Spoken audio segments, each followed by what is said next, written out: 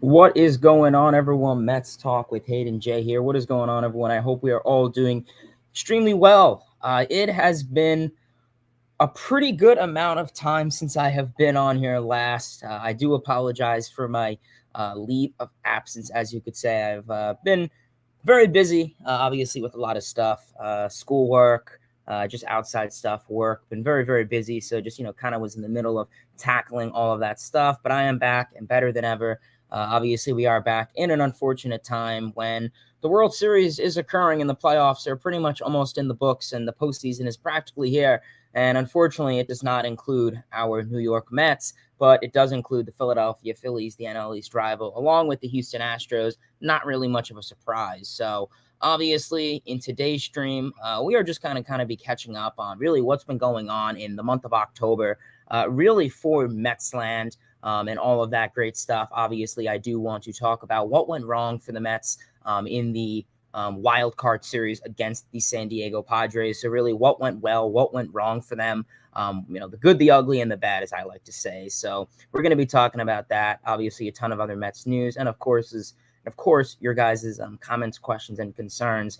So yeah, if you guys have anything, do not hesitate. Drop it in the comment section below, and yeah, we'll take a little dive into all of that great stuff. So let's stop wasting any more time and let's dive into the New York Mets versus the Padres wild card series. So obviously the Mets we all know how it ended, going to play the San Diego Padres at home in a best of three against the San Diego Padres in the wild card. And obviously things did not go super well. I know it was practically a month ago, but I still want to talk about it. Obviously, game one, things did not go well for the Mets. Obviously, they got destroyed 7-1. You had Max Scherzer on the bump. Obviously, people were saying, do you bring in Scherzer for game one? Do you bring in DeGrom? A lot of people like bringing in Scherzer, that postseason experience, give DeGrom the extra day, little stuff like that. And obviously, Scherzer just by far had one of his worst outings as a New York Met, and by far just one of his worst outings in general. Obviously, Mad Max Scherzer going 4 2/3 inning, giving up 7 runs with 4 strikeouts, 0 walks, 80 pitches, 49 of those were in the strike zone. Point blank simple, he sucked. Simple enough to say he played like shit. He did not look good. His goal side slider, his back foot door slider was not intact, and he was just giving up long ball after long ball after long ball. I mean, first inning, 2-run homer. Second inning, solo homer. Fifth inning, 3-run homer. Later on, fifth inning, solo homer. So, yeah, he just flat out did not have a good outing. He looked bad. He got booed. One of the first times that I think any Met fan would have expected to see Mad Max Scherzer get booed. It's unfortunate. It's how situations work.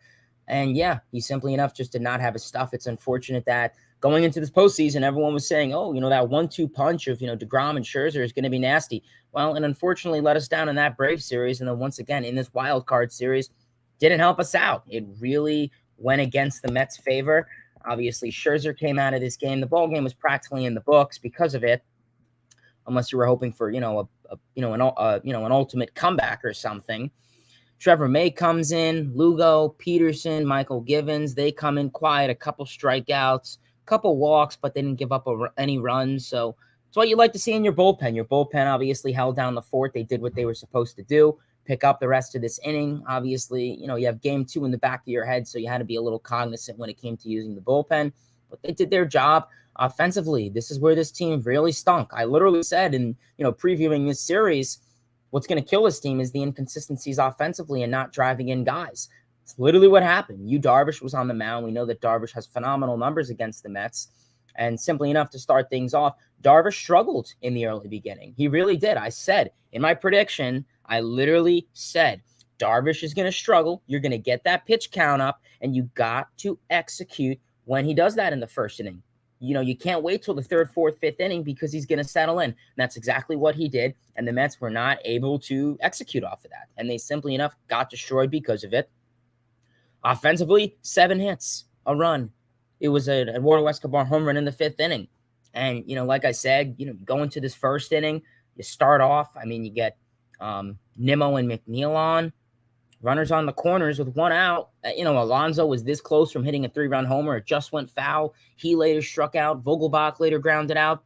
Boom, that's another jam you get out of. Second inning, similar thing happens. You get 2 runners on, 1 out. You strand both of them.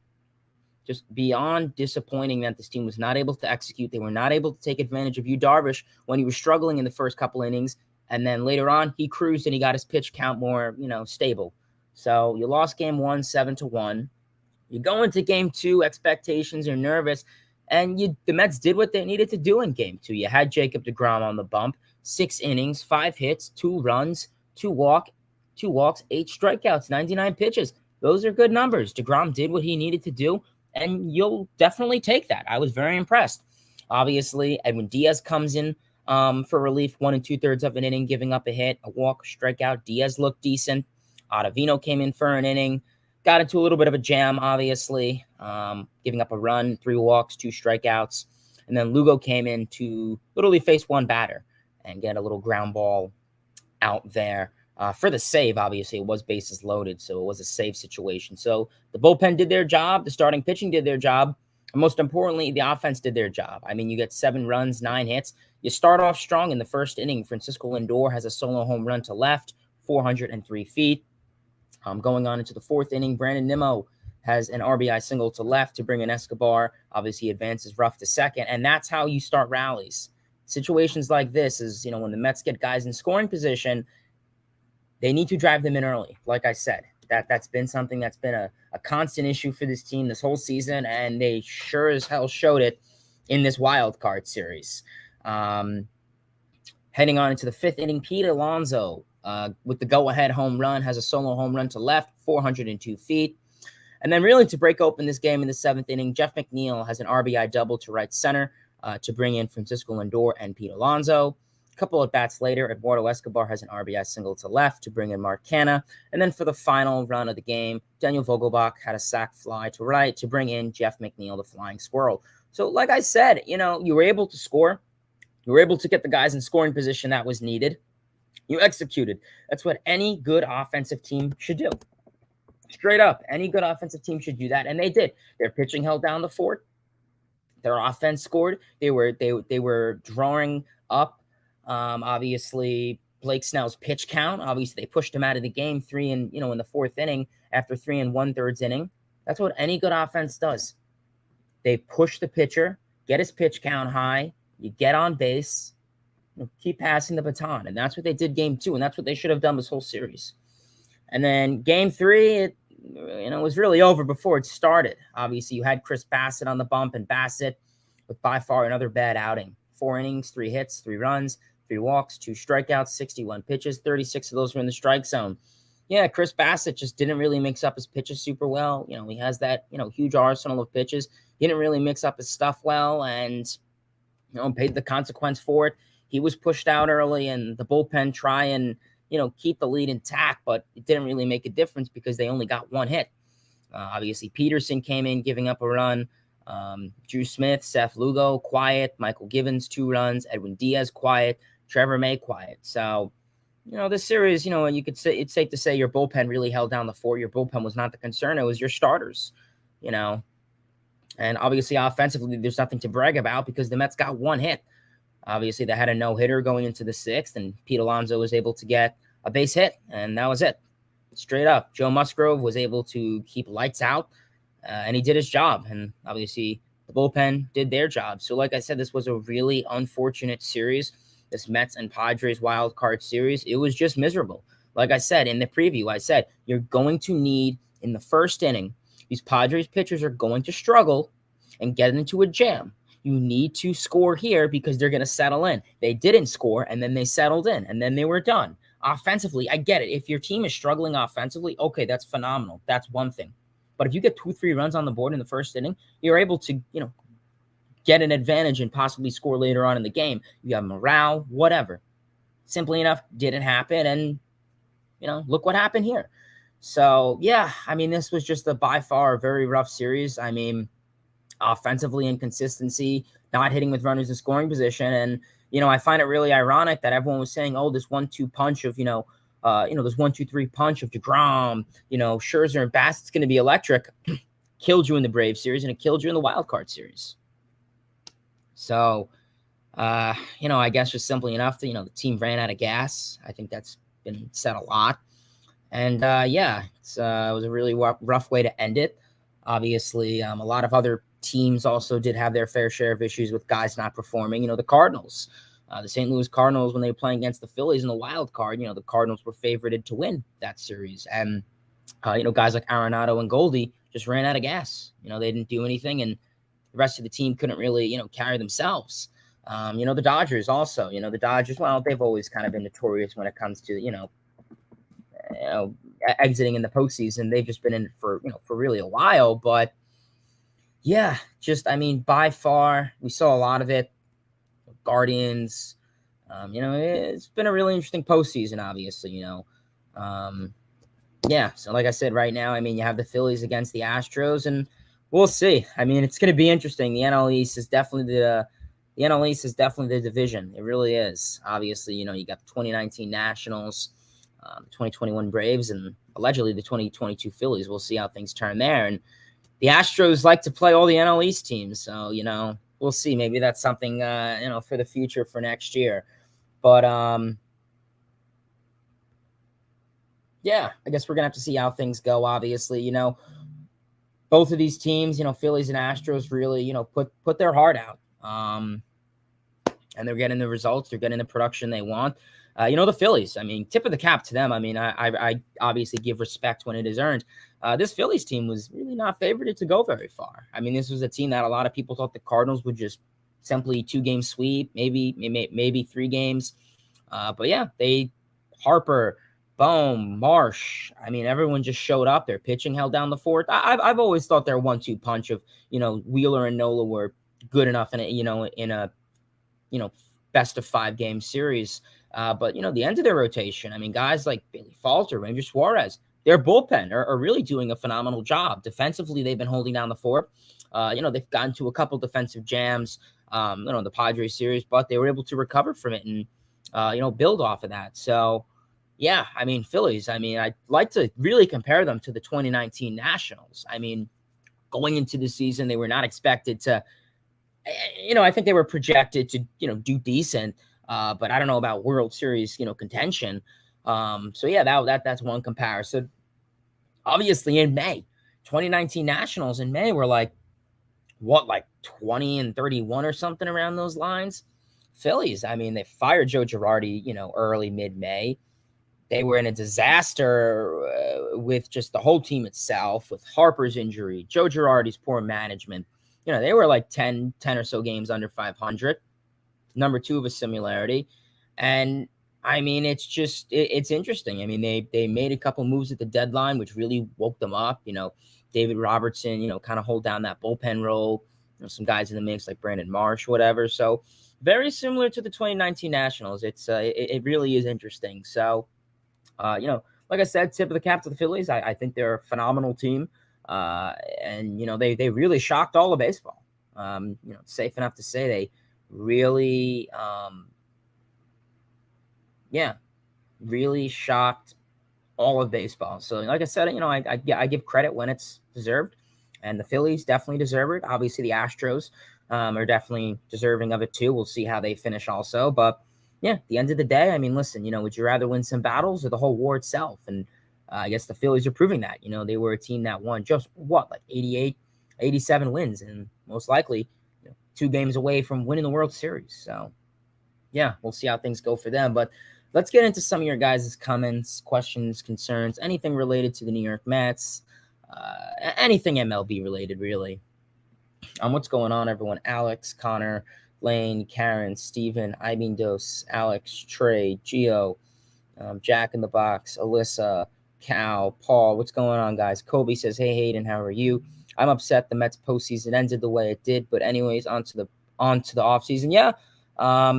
Like I said, it's unfortunate. This is baseball. It happens to every team. It's going to happen to 29 of the 30 teams out there. But you know what? You build off of this and build character. Christopher, what's happening, bro?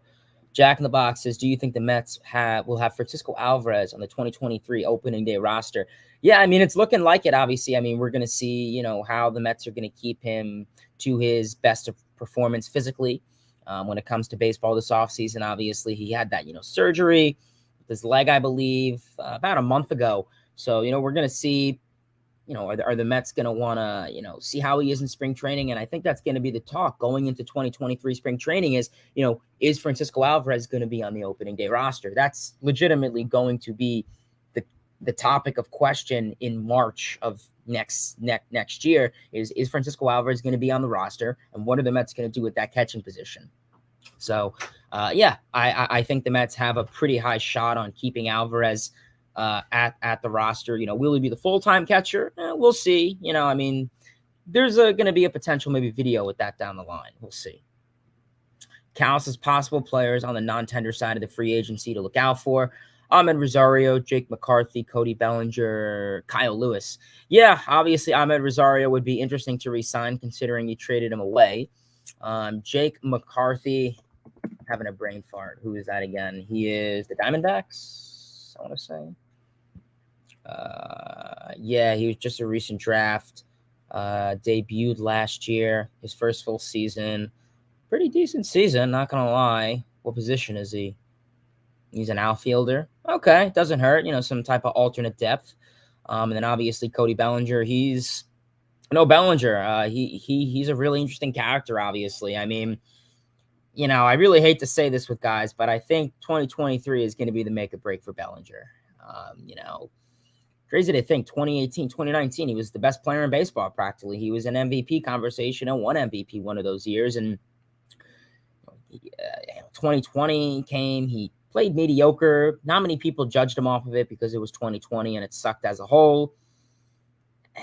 And then, last year and then this year he was really bad, but people kind of just took it with a grain of salt. But, right now, I think next year is going to be the make or break. That elbow surgery really got to the best of him. That long swing of his just hasn't been there. I mean, his power has gone down. He's striking out a lot more. His bat-to-ball skills are not there.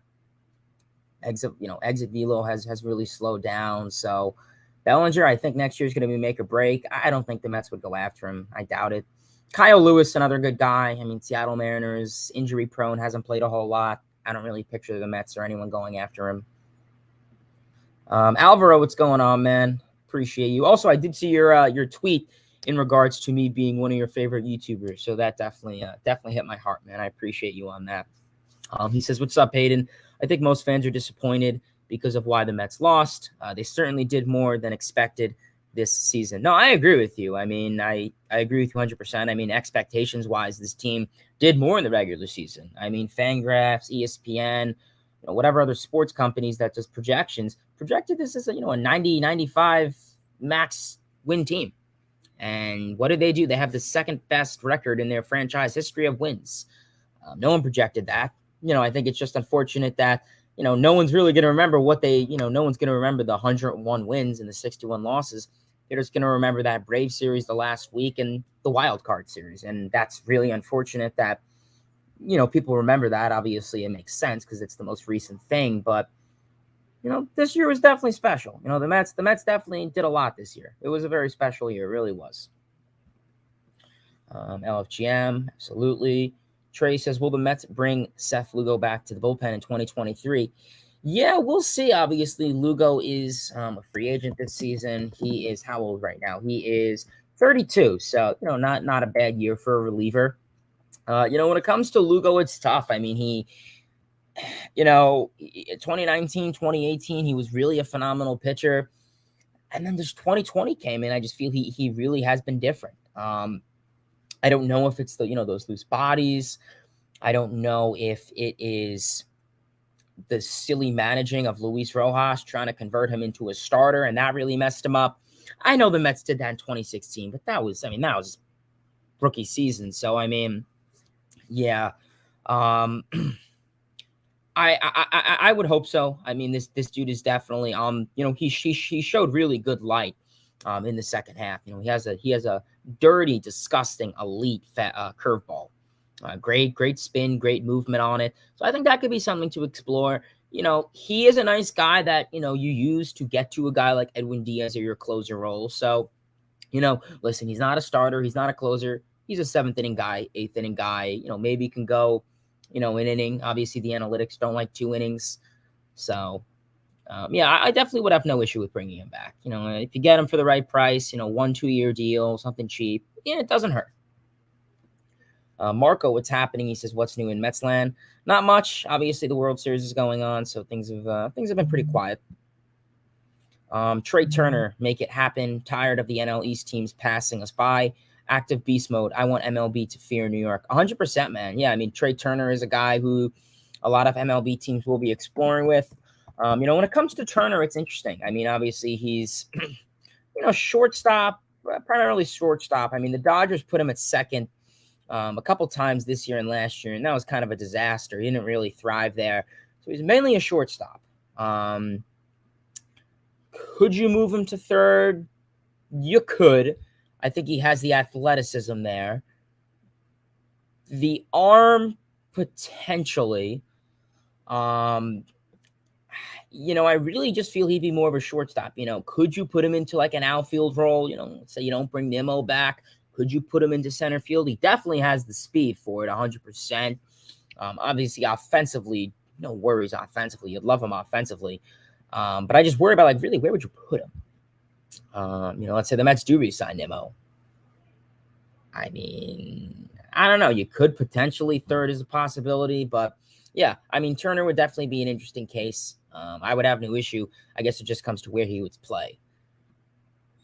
Jones says defense at catcher will be the difference in winning and losing this year with new rules about not being able to throw over. Yeah, I mean, I definitely think, the catcher's defense was, I don't think it was a big reason to why the Mets kind of, finished the season the way they did. It's kind of hard with the catcher position because you never really got a really, McCann at his, situated in.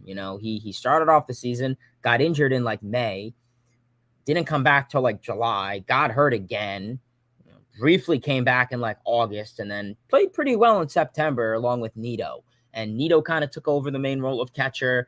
Mazika caught a couple games, mid-season. You called up Alvarez. He caught like 1 or 2 games in September. So, yeah, I mean, with the catcher position, you really didn't have a really full-time catcher. It was really Tomas Nito, if anything, was your primary catcher this season. So, yeah, I mean, we'll see. I think definitely going into next season, catcher is going to be the topic of concern. It really is. What the Mets are going to do with their catcher, that's going to be the number one topic of concern, I feel. Maybe along with, who should be a DH.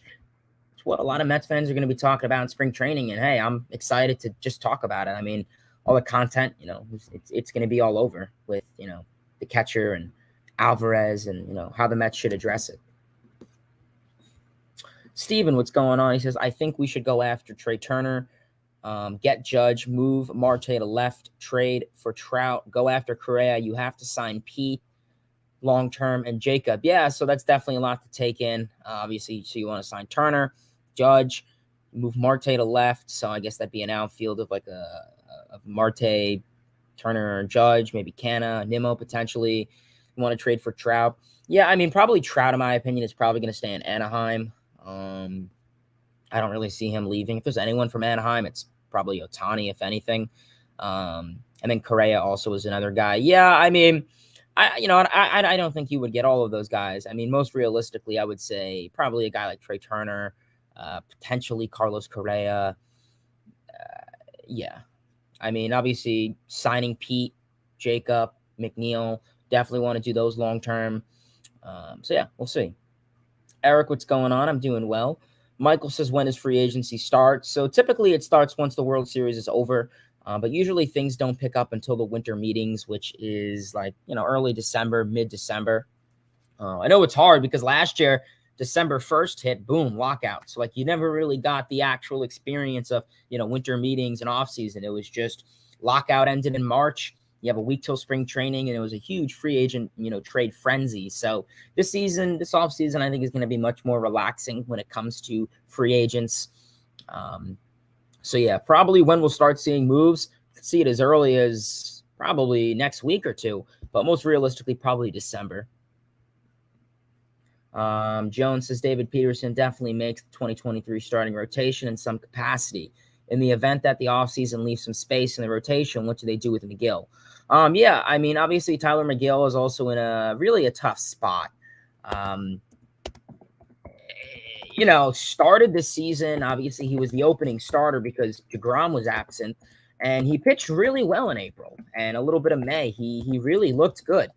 And then obviously injuries plagued him, missed some time. He came back in June for a little bit, got plagued with injuries, and then the Mets just said, you know what? He comes back in September. Let's just put him into a relief role and see how things turn out for him there. And didn't really, I guess, work out with him super well. He really struggled. He really did. The long ball, I mean, it was a short sample size. I know he had that one game against the Brewers, the Braves, the Nationals, and he just did not look good. So when it comes to Tyler McGill, you hope this offseason he could really work on himself, get back to those innings pitched, and, he could try and figure out something. I really do hope he could try and figure out something because McGill, he's shown light. I mean, mechanic-wise, I mean, we see a lot of comparison between a guy like Wheeler and DeGrom. I mean, his spin metrics, obviously spin rate, RPM looks really good.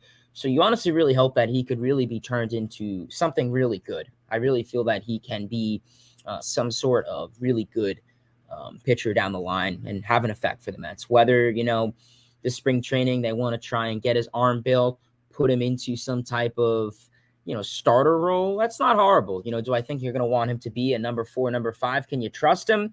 Considering he's really only had one season, can you really trust him? And I guess the simple answer to that is probably no. You don't really want to put trust in a starter role for a guy who's only pitched a season and obviously coming off of injury, didn't really pitch at all this year. So, maybe use him as that, 6-7 starter. I don't think that's the worst thing you could honestly do. I really don't. Like I said, maybe you early in the season, you start him off as that bullpen role. Injuries are going to happen. Guys are going to get hurt. There's going to be double headers. Guys are going to miss a start. There's going to be rain delays, whatever. And then, boom, that's when you use the situation with a guy like Tyler McGill, like David Peterson. Cal says, who is the Mets' top priority to resign this offseason? So I guess keeping it basic to the three of DeGrom, Nimmo, and Diaz, right now it's probably going to be those three guys are going to be the top priority. I think right now it's tough. I mean, it really is. I mean, two of those guys are homegrown, and Diaz has just been a phenomenal pitcher this year. Obviously, bullpen relief you really like to judge year by year, but considering how much trust the Mets seem to have in Diaz, it's crazy how the tables have turned so quickly. But I definitely have much more trust in him than last year at this time with Diaz. Right now, I would probably honestly say Nimmo and DeGrom are your top two. Obviously, Brandon Nimmo, simply enough, regardless of the homegrown, whatever, we're really seeing good light out of him. I think, health-wise, this was really his first season where he never really struggled with any injuries. We know in the past he had that neck injury and he was just plagued with injuries. But this was really the first season where he really just played the full season fully. Defensively, this dude is a monster. He is insane. He is going to win a Gold Glove. Mark my words. Probably within the next 2 years, I would not be surprised. He's going to win a Gold Glove somehow, some way. Offensively, he's definitely changing up his approach. Kind of swung the bat a little bit more this season. Definitely kind of changed up his approach a little bit. So we'll see how he goes with that in the offseason. With the hitting coach, obviously. But yeah, and DeGrom, not much of an explanation. I guess health is really the biggest thing. Kobe says, what should the Mets do with the catcher position? So yeah, I mean, like I said, I'll say it again. Spring training, number one question is going to be, is Alvarez going to make the opening day roster? And he probably will. Is he going to be a starter? Probably not. Are the Mets going to want to rock and roll with a three catcher platoon of McCann, Nito, and Alvarez? Considering the Mets really have a sense of urgency now. World Series bust. Seeing potentially three, as of now, two teams in the NL East win a World Series in the last 4 years. you really got to start, getting your stuff together. And I think you got to make every move that is going to help out this team. And I think that number one move is that catcher position. You don't trust James McCann. You don't. Offensively, he is a disaster. Defensively, he's gotten better, but still, I'd like someone much better. The only good thing about McCann defensively is his arm speed, and that can only do so much.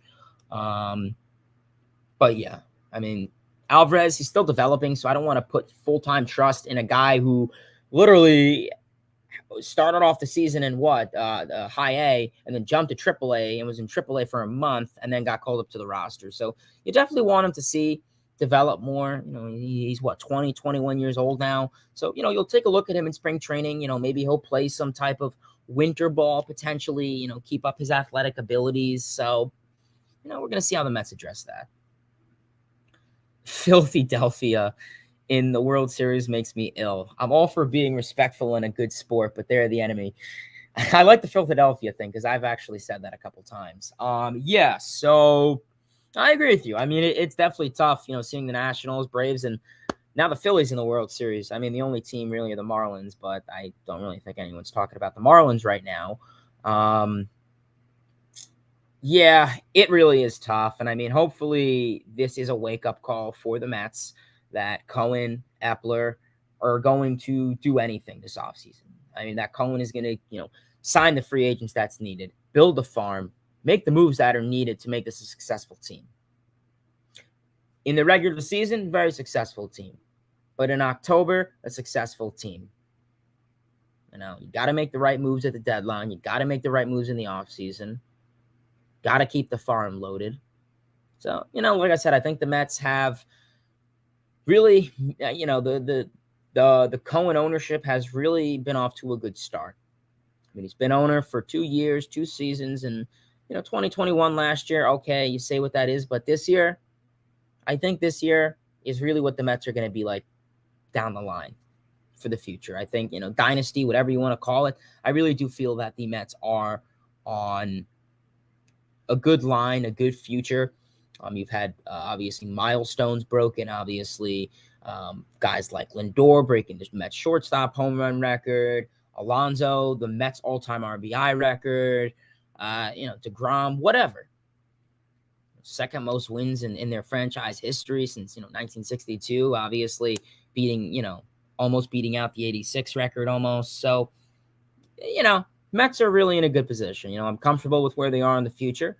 And I think, the Mets are blessed to have, an owner that's willing to spend, a GM that is going to make the offseason moves. So, yeah, we'll see, man. It's going to be exciting. Ibindos says, what should the Mets do with the designated hitter spot? Yeah, I mean, right now, looking at that DH role, the Mets are going to address that. I mean, there are some free agents out there. Like I said, some guys mentioned some offensive pieces. And maybe those guys you put in DH roles. Someone said Trey Turner. Who knows? Maybe you platoon DH, whatever, something like that. There's some guys like JD Martinez. Yeah, I mean, I really do have to look at the free agent list. But the Mets, two things that need to be addressed, the catcher and the DH. If you want to get 2 DHs, Jock Peterson, that's another good guy right there. You have 2 DHs, a lefty and a righty, face lefty and a righty. Little stuff like that is really going to go a long way. You got to get hitters that are actually have proven themselves, not guys like Darren Ruffs who are out of their prime, 36, 37 years old. You got to get more than that. Alex, what's happening? Christopher says, what's the paper on the wall? Yeah, just as long Mets. Someone put it up there. I don't know if you could see it, but just as long Mets. Someone put it up there. I get shit on for being a Mets fan a lot. Andre, what's going on? He says Khalil Lee, Matt Allen, Tyler McGill, Vientos, Mauricio, Dom Smith, and David Peterson for Ohtani. 72-hour window to negotiate the contract extension with us. What do you guys think? So Lee, Allen, McGill, Vientos, Mauricio, Smith, Peterson. So obviously you have 1 starter, 2 starter, 3 starter, and then 3 prospects, so it's 6, 3, and 3. That's not horrible. I think they may want potentially. I mean, you got Vientos in there, you got Mauricio in there, so you don't have to include Alvarez. Yeah, that's not horrible. I mean, I would gladly accept that. I mean, maybe the Angels also give up some 7th round pick or some bullpen arm, nothing too crazy. It's honestly not a horrible deal. I guess the only concern, obviously, Matt Allen hasn't pitched in a while. Yeah, I mean, it's really not horrible. I'm looking at it, and I really can't complain much of it. I mean, would the Angels take it? Potentially. You may have to get rid of someone like a Matt Allen or Kalioli and replace that with a Beatty. They may want more. But, I mean, hey, I would have no problem with that. Trey says, you keep Nito as number one. Find a way to just eliminate McCann. I think Nito will have a breakout season. Get a backup. Alvarez not ready. Yeah, I mean, I definitely think Nito is definitely on the right path. Whatever role he is, whether that's the alternate catcher or the full-time catcher, I think he's definitely on the right path. And considering how well he really held down the Mets fort as really their number one catcher for most of the season, I think the Mets can establish some trust in him. Obviously, you do have an alternate in a Alvarez, in a McCann, whoever, who knows, maybe they sign some type of alternate catcher, and you have the guys in AAA, whatever. But yeah, right now, I do agree with you. I do worry if Alvarez is ready. I mean, we'll see if he can keep up his athletic, ability to perform, some type of winter ball. We'll see how he is in spring training. That's really going to be the topic of concern, like I said 1,000 times. Yeah, like I said, these are all we'll see. It's going to be definitely discussed within the next month and this offseason. Alex says, should the Mets bring back Michael Conforto in 2023? Now, that's a question I like. Yeah, that is a really good question, Alec, I will say.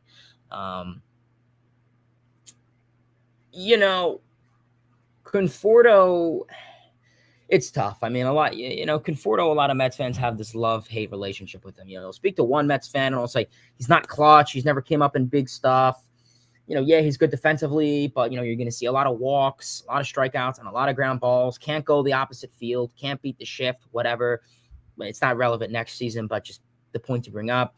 And you'll see some people say he was homegrown, 2015 World Series team, great glove. He gets into some slumps, but the consistency can be there.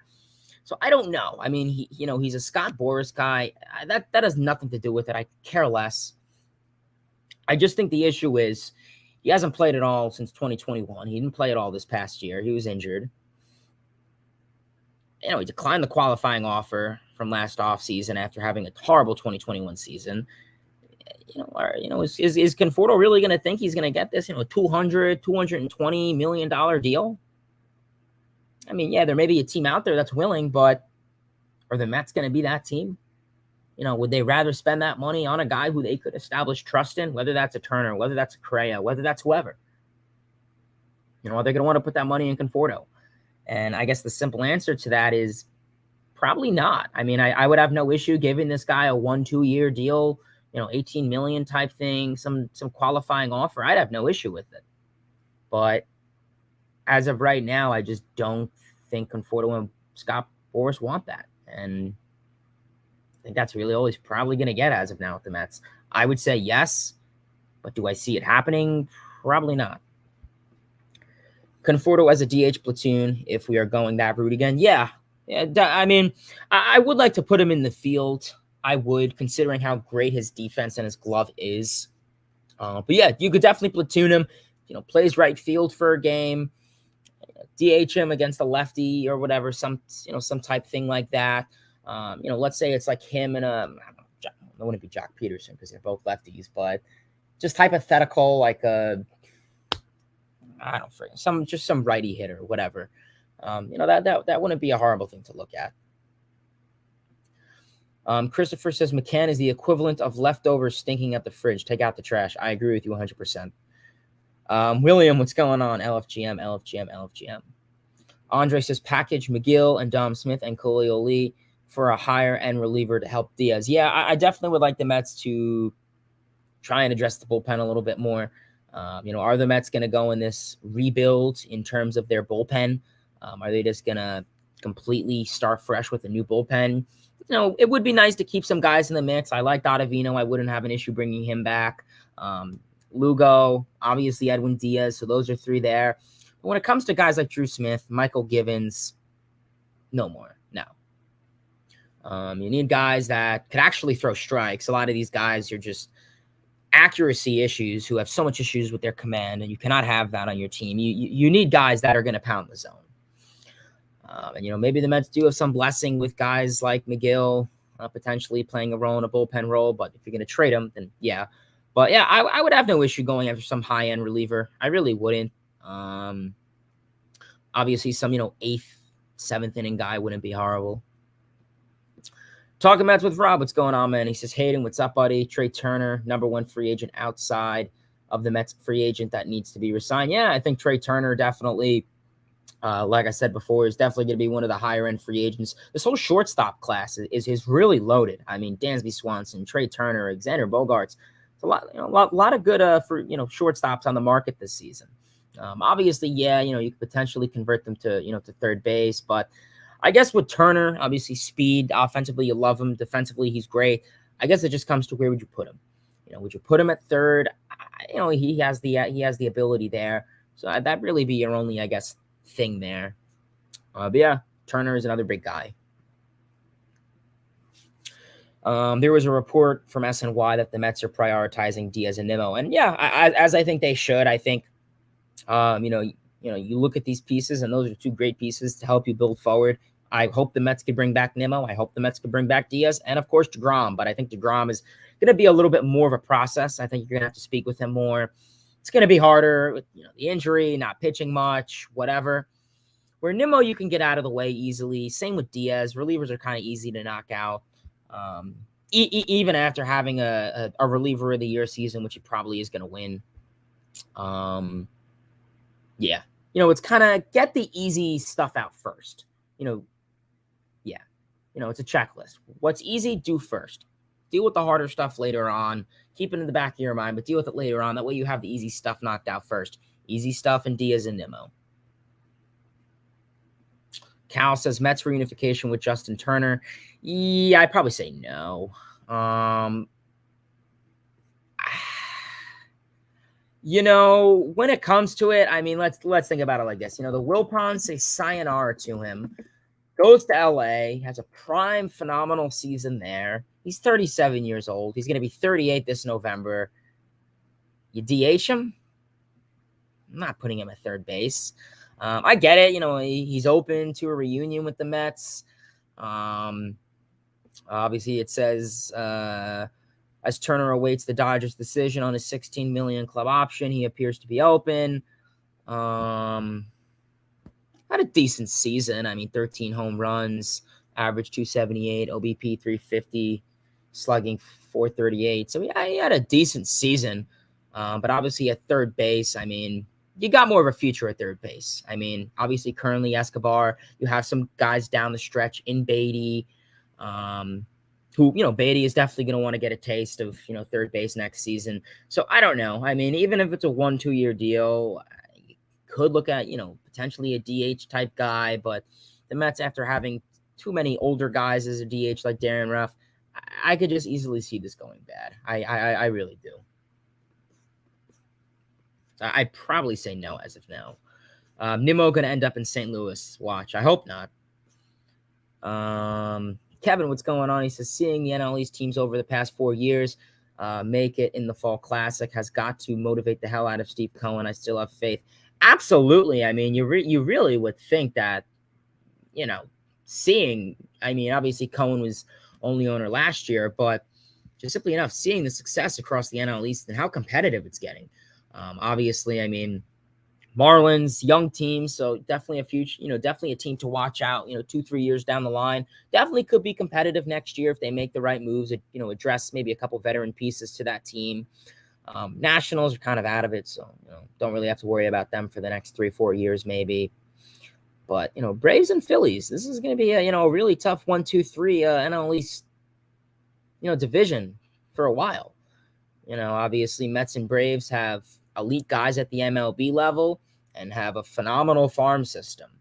Maybe the Braves farm system is having more of an effect where the Mets are kind of thinking for the future with guys like Beatty, Vientos, Alvarez, whatever, where, you look at the Braves, Harris, Strider, come up and they succeed automatically, where the Mets haven't had that luck. So hopefully they can soon. Phillies definitely would like to build their farm system a little bit more. I think they have a couple guys in the mix who could be sneaky, but no one that I could think of off the top of my head that really stands out. But yeah, definitely going to be a really exciting NL East. Alyssa says, Rage Talk with Hayden soon, potentially. We'll see. Christopher says, I don't see Ohtani here. He will stay in LA, maybe Dodgers. He's a hero here in South California. Large Japanese population here. Cultural icon thing. Yeah, I mean, I could easily see the Dodgers going after Ohtani. That'd definitely be a great move there. Obviously, it's a win-win package. He comes into the bat and the glove, or the bat and his pitching performance. So definitely a great performance from there. Yeah, I mean, I don't know if the Mets would go after Ohtani. I mean, obviously he would be one of the biggest blockbuster trades that MLB has seen in a while. I mean, really would be. Biggest free agent this offseason. Biggest free agent this offseason is probably going to be like a Trey Turner, I'd say. Yeah, probably like Trey Turner. LFGM, absolutely. DeGrom says he is pitching for Stetson next year. Well, that'll be good. I heard their pitching has been interesting, so maybe that'll be good for them. Trey says, will Edwin Diaz become MLB's first 100 million closer? There's the potential. There's the potential. Really, when you look at relievers, you got to look at it annually. I don't think, Diaz is not getting this 10-year deal. No. 3-4 years, I really do think. I don't picture the Mets giving him a 10-year. Someone's saying, I'm like, no. Relievers, listen, you could be a Mariano Rivera, whoever. You're not going to get 10 years. It's just to say.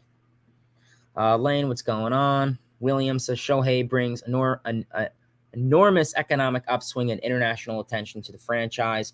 Merch sales, international broadcasting rights, commercial endorsements, baseball tourism, and the exposure. MLB app sales had considerable upswing for many first-time viewers in other continents, which usually doesn't watch MLB. No, I agree with you. I think that's really interesting what Ohtani is doing for the game. And, I mean, just regardless of Ohtani, but, they're really helping out MLB. These guys like, Ohtani, Judge, Alonso, Tatis, Machado. These guys are helping bring MLB alive, and I think that's really what MLB needs. They need these guys to keep them alive and keep them performing. They really do. Lane says, do the Mets re-sign David Peterson and Jacob deGrom? Well, David Peterson is not a free agent, so I guess you keep him. DeGrom, yeah. I mean, DeGrom, I would love him to stay, obviously. I really do. I think he's definitely open to staying with the Mets. Obviously he's, been with this team since 2014, longest Met, tenure right now. I really do hope and pray that, he could still manage to be with this ball club. I think he really will have some great success for the Mets down the line, but in whatever reason something happens, it happens. I think he really is a dominant pitcher. He's been plagued with injuries. Obviously, the last 2-3 years have been rough, but I'm hoping he can try and work around it, really figure out who he is. Obviously, health-wise, he knows his body the best. Performance-wise, no worries. I get it. He kind of slowed, ran out of gas in the Brave series, pitched well in the wild card, but whatever. So, yeah, hopefully he can really try and fix that stuff and spend the rest of his career with the Mets. Jones says, I like Conforto at the right price. Yeah, I mean, absolutely. I mean, I would have no problem with the reunification with Conforto. It's just, are you going to get him for the right price? Is it going to be some type of, qualifying offer type thing? I mean, that's really what it's going to come down to. I don't, like I said, I don't see Conforto, or at least I don't see the Mets giving Conforto this, 210, 250 in between $1 million deal. I just simply don't see it. Maybe there's some other teams out there, but just with where Conforto's coming off of for not playing at all, I really just cannot picture the Mets giving him that deal. I have no problem giving him the qualifying offer, him playing the season, and if he goes AWOL and ape shit and does phenomenal and tears it up, boom, do it. But I got to see more. I think the Mets really are going to have to see more. Trey says baseball, an analogy for life. We've all had or will have similar situations in life, so let's take it as adults and not judge them. I love this team. It's been such a great part of my life. I'm so thankful for that. Keep the change going, and thanks for 2022. I agree with you, man. I think that's a nice little message there. Yeah, I agree with you. I mean, baseball is, it's definitely always something stressful. It's always sports itself, regardless of the sport, has always been something stressful in people's mindset. I just think it's, how you take it, how you move forward. And, this team's in a really good spot for the future. They really are. Simply enough, second most wins in franchise history. I mean, that's, what year we were in 2022. And this team has been around since 1962. I mean, we're talking 60 years. The second best season in 60 years. I mean, this team is in a really good spot. They have the ownership. They have the GM that are willing to spend, willing to make this an elite team at all costs. Steve Cohen, he's a fan that's an owner. I know I haven't been the biggest Steve Cohen fan, last year, but definitely he won me over this year big time. Really did. So I'm really excited for what the Mets can do in the future. I really do think they're in a good spot. I think Cohen and Eppler are going to, continue to keep this team elite, keep them competitive. They're going to continue to build the farm, and they're going to really, make the moves they need to make them a successful ball club. I really do feel confident. I wouldn't say it if it wasn't true. Really wouldn't. Michael says, what's your favorite Baseball City Connect jersey as of now? There's a lot of good City Connect jerseys, but I think it still has to be the Marlins. I really do like the Marlins City Connect jerseys. They're pretty clean, pretty fresh. I live in South Florida, so I live in, Palm Beach County. And obviously, it's paying the respect and homage to the Cuban population. So obviously, that's a pretty cool thing there. I think they're pretty clean, pretty fresh jersey. I really do like it. I do like the Astros jerseys. They're pretty cool, the City Connect. I'm definitely going to buy those hats and jerseys pretty soon, most likely. So who knows, maybe you'll see those in my streamer videos within the time being. But yeah, they're pretty clean. I like them. Kobe says, video recommendation. Talk about Jeff McNeil's crazy season and how the Mets should address the catcher spot. That is good to know, man. I am actually going to take a screenshot of this, actually. Okay, thank you, man. Yeah, I'll definitely. I actually was going to probably do a video on the catcher position and the DH role, but McNeil, too. Maybe I could talk something like Jeff McNeil, like, why he had an elite season. What he did a little bit more different compared to 2019 and last year, because I mean he this was his best season by far. I mean, average wise, OBP wise, hit wise, by far. Maybe power production, I don't care about that, but by far. So yeah, I definitely appreciate those. I'm definitely probably going to do those. I like those ideas, actually. Christopher says Angels' problem is that they are in Anaheim, Orange County. Dodgers are in RLA. It's like LA Galaxy are to the Angels as are LACF are to the Dodgers. Dodgers and LAFC are trying to promote they're actually Los Angeles. Yeah, that is the issue, because Anaheim, and correct me if I'm wrong, I'm not a California geography expert. Talk to me about geography for Florida and New York and countries wise. Anaheim is on the outskirts, so it's kind of like you're kind of being pushed out a little bit. So I agree with you. I really do. I think, there's a lot more Dodger fans than Anaheim Angels fans probably out there. So I agree with you. I think that is kind of an issue. Jack in the Box says, will the rookies play a big role in 2023? I would say so. I really do think. I mean, do I think all of them are? Whether all of them consist of Alvarez, Vientos, Mauricio, Beatty, I don't know if all four are going to have the, hugest impact. But I think certainly they definitely could have a case. Lane says, who will be the non-roster invites to spring training in 2023 next year? As of right now, you would probably see Alvarez. Let's take a look-see at the Mets farm. Mets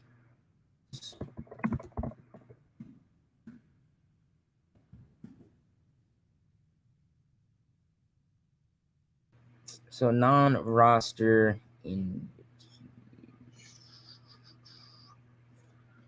So I just want to see who's active. So, I mean, you're definitely going to see Vientos, Beatty, Mauricio, probably Khalil Lee. Probably like, your Jose Budos, your John Curtis, your Juan Lopez. Those type of guys are really going to be who you're going to see. Yeah, see how that goes. Eagles fan, what's going on? He says, let's go Phillies. Mets suck. Well, listen, dude, I give credit when it's deserved. Phillies are having a good season. Obviously, they're in the World Series, so there's really no, I guess, disrespect there. Obviously, like I said, I give credit when it is deserved. And yeah, Phillies had a good season. So yeah, obviously, if you guys have any more comments, questions, concern, whatever, I appreciate you, Electric Voltage, our Phillies fan on the channel. Appreciate it. Yeah, if you guys have any more comments, questions, concerns, anything, obviously put it in the comment section below. And yeah, otherwise, we'll probably call it a stream within the next couple of minutes. And yeah, appreciate you, man. Mark here says, how will the rotation be handled? Yeah, so I mean, obviously right now, obviously DeGrom is still in question.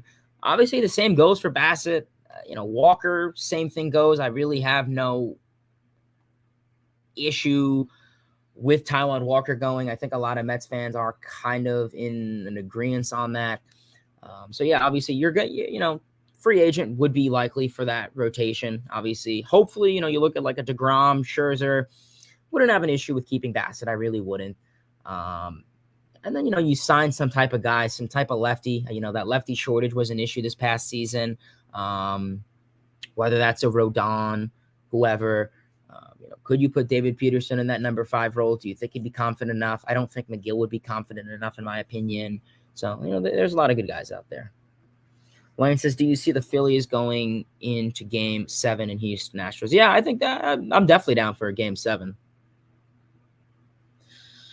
To be honest, the Mets are decent. I think they're more than decent, but yeah. Kevin says, do you think they will do an extension with Alonso and McNeil? And also with the free agents who resign or not? Yeah, so, I mean, obviously, Alonso and McNeil are not set to the free agent market till 2025. So, I mean, you got time with them. I think look at the priorities right now, and I think those are obviously Nimmo, DeGrom, Diaz this offseason. Your Bassett's, whoever, some of your bullpen guys, Ottavino, whoever. So I think you're really going to look at it based off of priority, and I don't really think that the Mets are going to push for Alonso and McNeil this offseason. I say next offseason kind of address them. Obviously, Alonso and McNeil, in my opinion, are, Mets for life. But yeah, I would say right now, focus on your priorities. Probably extend Alonso and McNeil next offseason. That way, you have really everything kind of more content, as you could say. So yeah, I guess we'll see how things go there. Who will the Yankees have next year?